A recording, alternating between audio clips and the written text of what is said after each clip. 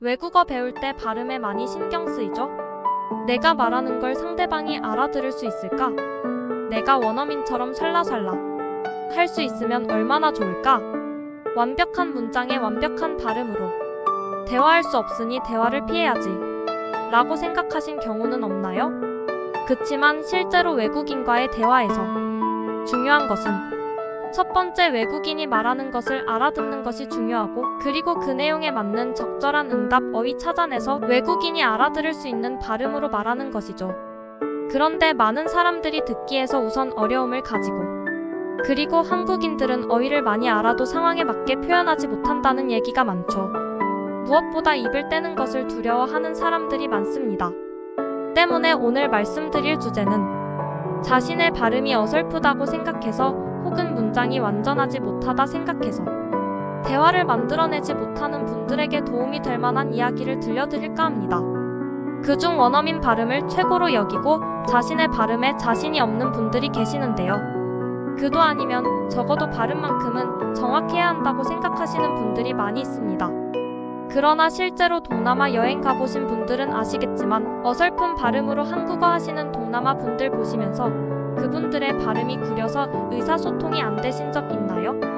어설픈 중국어 발음으로 중국 여행객들을 맞이하시는 제주도 상인들을 보시면 어설픈 발음이 의사소통에 아무런 장애가 되지 않는다는 것을 알 수 있습니다. 그렇다고 물론 그런 발음을 외국어 학습의 표준으로 삼아야 한다는 말이 아니라 외국어 학습에서 무엇을 우선해야 할지를 정확히 파악해야 한다는 점입니다. 다시 말해 오늘은 원어민처럼 발음하는 방법을 알려드리려는 것은 아니고 어떻게 하면 의사소통을 최우선으로 하면서 어색하지 않는 발음으로 혹은 자연스러운 발음으로 발전해갈 수 있는지 그 훈련 방법을 전해드리려고 합니다. 발음 연습의 첫 번째 전제 조건은 많이 들어야 한다는 것입니다.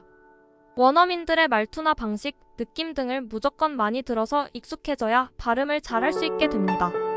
좋아하는, 그리고 몇 번을 다시 봐도 좋은 드라마나 영화를 골라서 소리만 들으세요. 단어나 문장에 집중하지 말고 그냥 소리 덩어리로만, 소리 그 자체로만 인식하면서 받아쓰기를 해보세요. 30초짜리 영상에 나오는 A4 용지 한 장도 안 되는 분량을 오로지 소리만 들으면서 들리는 대로 받아 적어보세요. 영어로 말고 한국어로 말이죠. 다행인 점은 전 세계에서 가장 많은 소리를 표현할 수 있는 것이 우리 한글이라는 점이고, 또한 그러한 이유로 들리는 대로 적는데 지장이 없을 것입니다. 처음에는 알고 있는 단어의 발음에 근거해서 적게 되는 경우가 많을 텐데요. 실제로 들어보면서 다시 적고 다시 적어보시면 원래 단어대로 사전에 나오는 발음기호 그대로 발음되는 경우가 오히려 적다는 사실을 알게 될 것입니다. 우리나라에 연음 법칙이 있듯이 외국어에도 연음 법칙이 존재한다는 사실을 알게 될 것입니다.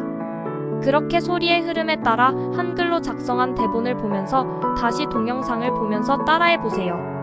될 수 있으면 영상에서 나오는 느낌을 그대로 살리면서 앵무새가 사람 말을 따라하듯 의미나 구조나 단어가 뭔지 생각하지도 따지지도 말고 그대로 따라해보세요. 그렇게 내 발음이 맞는지 안 맞는지 따지지도 말고 무작정 계속 입을 놀리세요. 턱이 아프기도 하고 혀가 꼬이기도 하고 목이 칼칼해지기도 할 정도로 따라하시다 보면 그 언어의 적절한 구강구조로 개조가 되어 가는 것을 느낄 것입니다. 그냥 무작정 따라하세요. 그래서 따라하는 것이 자동화가 이루어졌다고 할 정도가 되시면 그 정도로 많은 문장을 외우고 읽다 보면 문장도 단어도 조금씩 보이게 될 것입니다. 그때부터 비로소 외국어 학습의 기초가 준비된 것이라 할 수 있습니다. 이른바 초등학교 입학 준비가 된 것입니다. 아니면 적어도 유치원 입학 준비가 된 것이라 할 수 있습니다. 핵심은 외국어를 학습, 연구의 대상으로 볼 것이 아니라 넘어지고 쓰러져도 다시 일으켜 세워서 타는 자전거 연습과 같은 훈련의 대상으로 생각하셔야 한다는 것입니다. 손이 부르터라 피아노를 치는 피아니스트처럼 매일 공을 차면서 공과 한 몸이 되는 연습을 하는 축구 선수처럼 훈련의 대상이 되어야 한다는 점을 잊지 마세요. 다시 정리해드립니다. 좋아하는 영화나 드라마, 무슨 말을 하는지 내용은 유추할 수 있는 익숙한 작품, 그런 외국어 동영상을 들으면서 소리에만 집중해서 받아 적고 그걸 토대로 따라서 말하기 연습을 하세요. 될 수 있으면 똑같은 속도로 말해보려고 노력하세요.